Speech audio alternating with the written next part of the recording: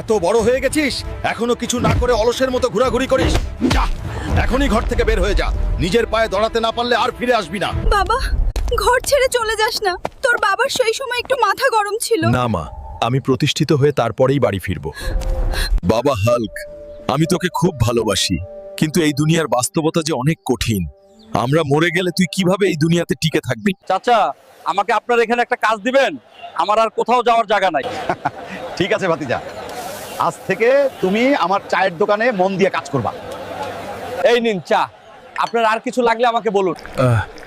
এতদিন বাবার হোটেলে খেয়ে বাস্তবটা বুঝতে পারি নাই। আসলে টাকা কামানো অনেক কষ্ট, কিন্তু আমাকে নিজের পায়ে দাঁড়াতেই হবে।